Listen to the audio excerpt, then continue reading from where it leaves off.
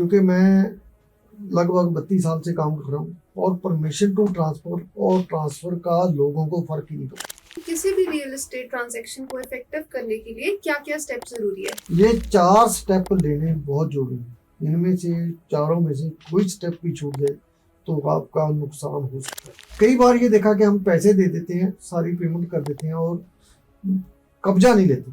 तो कब्जा लेने में फिर दूसरे भाई कई बार इतराज करते हैं। इतराज करने का मतलब है खामखा झगड़ा होना वहां पर तय हो जाता है। Hello everyone, welcome to property Gurukul channel. मैं विश्वदीप कौर आज लेकर आई हूँ आपके लिए एक बहुत ही इंफॉर्मेटिव वीडियो। और आज बहुत इंपॉर्टेंट क्वेश्चंस का जवाब देने के लिए हमारे साथ हैं राजवंत सिंह मोहाली जी। Welcome sir.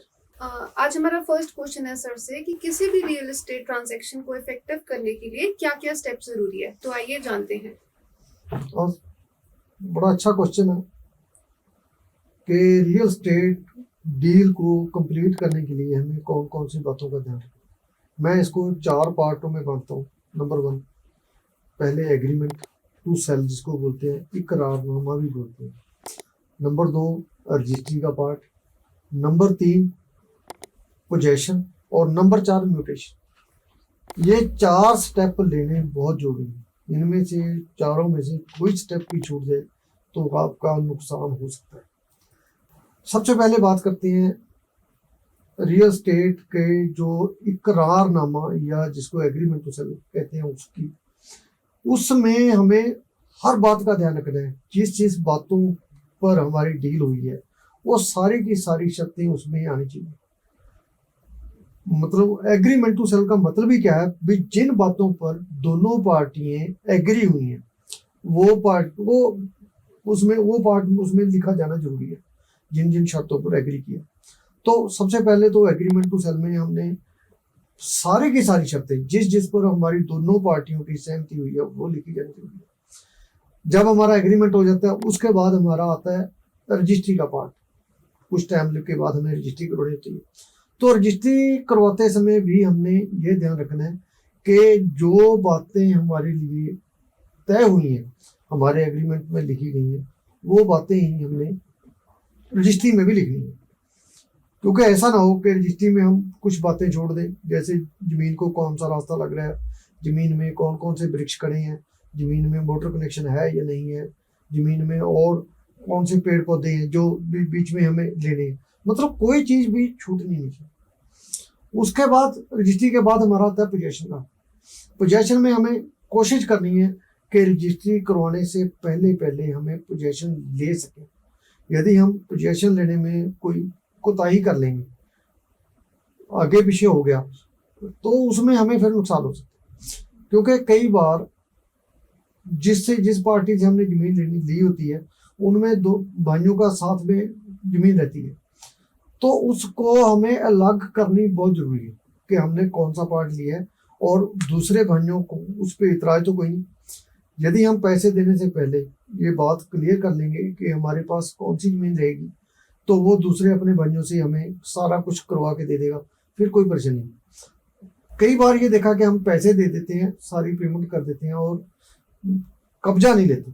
तो कब्जा लेने में फिर दूसरे भाई कई बार इतराज करते हैं। इतराज करने का मतलब है खामखा झगड़ा होना वहां पर तय हो जाता है।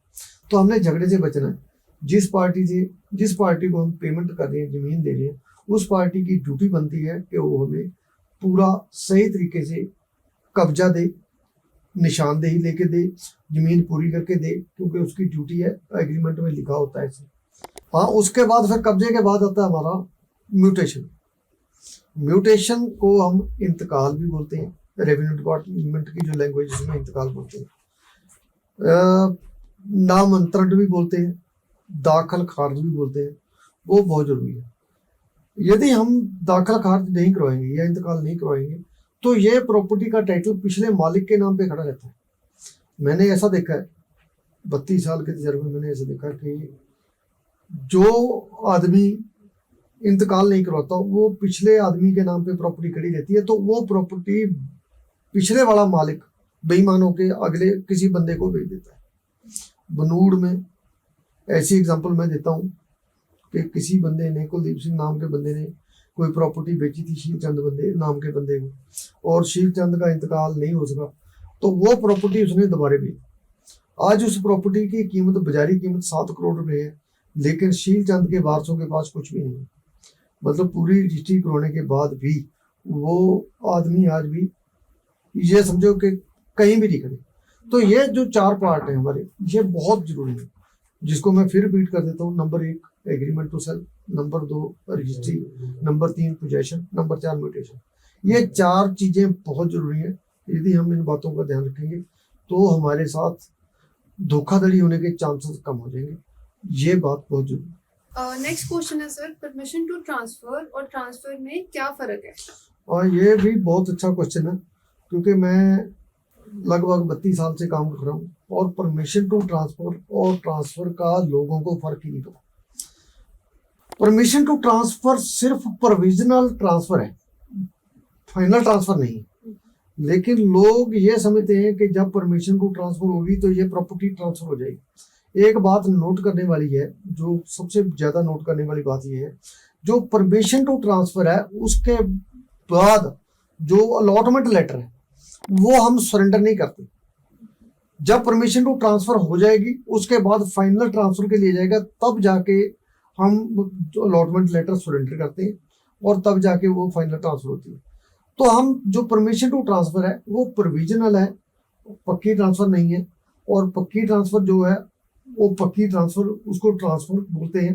परमिशन टू ट्रांसफर में हमें डरने की जरूरत नहीं। यदि कोई आदमी आपके पास प्रॉपर्टी लेने वाला है, वो कहता है जी हमें अपनी प्रॉपर्टी ट्रांसफर करानी है, तो वो ट्रांसफर करवाने के लिए उस बंदे को ये चीजों का ध्यान रखना है कि परमिशन टू ट्रांसफर में जो सेलर है कहीं भी रिस्क पे नहीं है, कोई भी रिस्क पे नहीं, तो उसका रिस्क नहीं है, इसलिए परमिशन टू ट्रांसफर करवाई जा सकती है। परमिशन टू ट्रांसफर से पहले अलॉटमेंट लेटर सेलर के पास रहता है। अलॉटमेंट लेटर जब जमा होता है दूसरी पार्टी के नाम पे आएगा तो वो प्रॉपर्टी ट्रांसफर होती है। इसलिए परमिशन टू ट्रांसफर करवाने में कोई बुराई नहीं है, कोई डरने वाली बात नहीं है। सिर्फ नॉलेज कम होने की वजह से हम लोग वहम कर जाते हैं, हम लोग कई बार कोर्ट केस भी कर लेते हैं इसमें, तो इस बात का ध्यान रखें।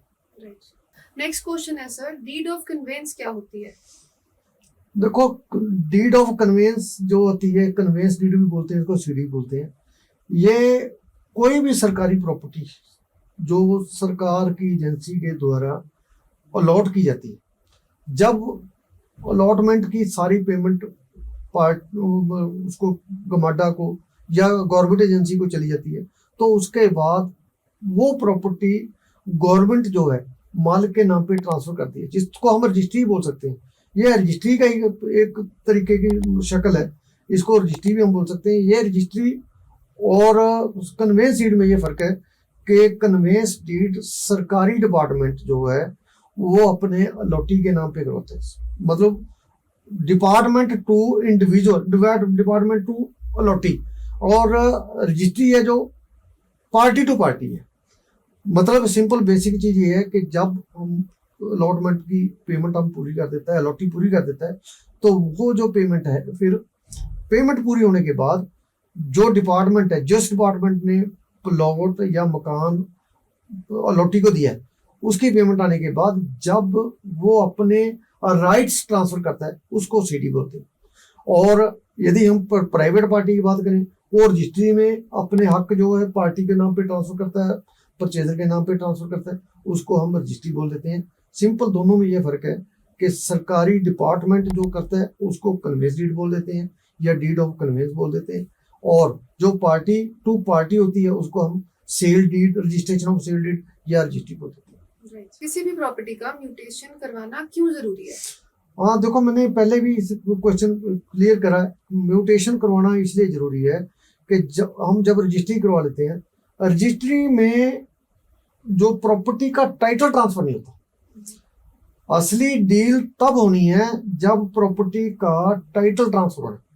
जो टाइटल ट्रांसफर होता है वो म्यूटेशन के थ्रू होता है, तो इसलिए म्यूटेशन करवाना बहुत जरूरी है। इसको इंतकाल भी बोलते हैं। इंतकाल के बिना रजिस्ट्री अधूरी है। मैंने अपनी वीडियोस में बहुत बार कहा है कि sale deed, registration of sale deed is not the final document. ये फाइनल डॉक्यूमेंट है। फाइनल डॉक्यूमेंट कब बनेगा, फाइनल प्रोसेस कब होगा, जब हम म्यूटेशन करवाएंगे।